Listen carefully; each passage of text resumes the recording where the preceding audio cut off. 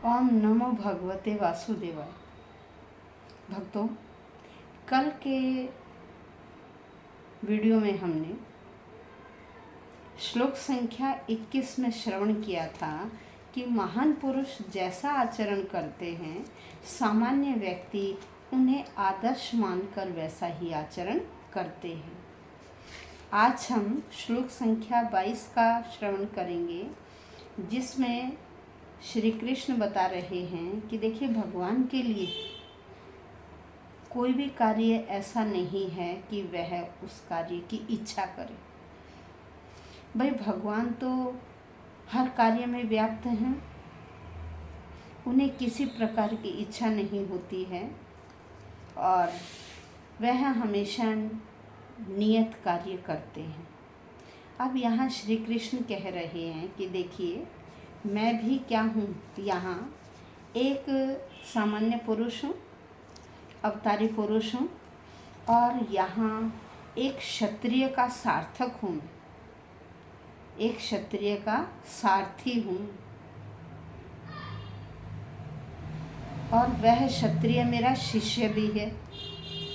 मैं गुरु के नाते भी उसे समझा रहा हूँ, उसका सारथी होने के नाते भी उसे समझा रहा हूँ और एक अवतारी पुरुष होने के नाते भी उसे समझा रहा हूँ। तो देखिए क्या कहते हैं यहाँ, न में पार्था अस्ति कर्तव्यम त्रिषु लोकेषु किंचन न अनुवाक्तम अवाक्तव्यम वर्त एव च कर्मणि। यहाँ श्री कृष्ण कह रहे हैं, हे अर्जुन, तीनों लोकों में मेरे लिए कोई भी ऐसा कार्य नहीं है कि मुझे किसी चीज़ का अभाव हो या मुझे किसी चीज़ की ज़रूरत है। मैं तो नियत कार्य करने के लिए तत्पर हूँ। तो ऐसे ही वह अर्जुन को समझा रहे हैं। अब आइए शब्दशः अर्थ पर। नहीं, मैं, मुझे, पार्थ हे अर्जुन, अस्ति है, कर्तव्यम नियत कार्य, त्रिषु लोकेषु तीनों लोकों में, किंचन किसी तरह भी, कोई भी, कह रहे मुझे तीनों लोकों में कोई भी नियत कार्य करने की इच्छा नहीं है। फिर कहते हैं न ही अनुवाप्तम। अनुवाप्तम का मतलब होता है इच्छित। फिर अवाप्तव्यम, प्राप्त करने की, कह रहे मेरी कोई इच्छित वस्तु या कार्य प्राप्त करने की न इच्छा भी नहीं है, फिर भी वर्ते लगा रहता हूँ, एव निश्चय ही कर्मणि, नियत कर्मों को करते हुए। कह रहे फिर भी मैं नियत कर्मों को करते हुए लगा रहता हूँ। भाई, मेरी कोई इच्छा नहीं है कि मैं ये काम करूँ, ये नहीं करूँ। कह रहे मैं केवल अपना कर्तव्य समझकर कार्य कर रहा हूँ। इसलिए हे अर्जुन, आप भी नियत कर्म करिए, अपने कर्तव्य पथ पर चलिए।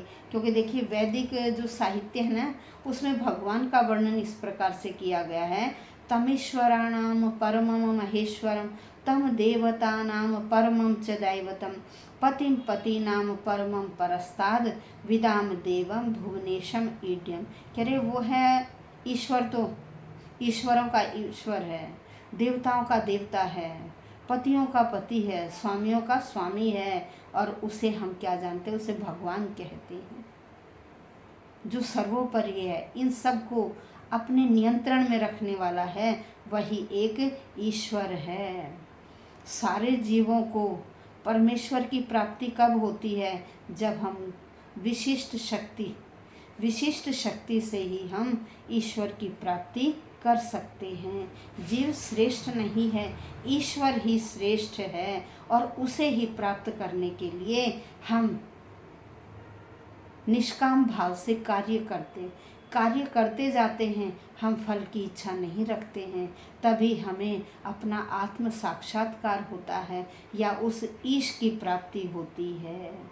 तो सामान्य जो जीव है वह श्रेष्ठ नहीं, श्रेष्ठ कौन है, वह ईश्वर ही श्रेष्ठ है। देखिए, हर वस्तु उस ईश्वर से ओतप्रोत है, ईश्वर से ओतप्रोत है। जब हम यह समझ लेते हैं कि हर चीज़ हमारे अंदर भी ईश्वर है, हमारे बाहर भी ईश्वर है, तो उस समय हमें किसी भी वस्तु को प्राप्त करने की इच्छा नहीं रहती है। इच्छा किसे रहती है? जो सकाम भाव से कार्य करते हैं। भाई मैं यह भी प्राप्त कर लूँ, वह भी प्राप्त कर लूँ, और इतना मिल गया, यह काफ़ी नहीं है, और भी प्राप्त कर लूँ।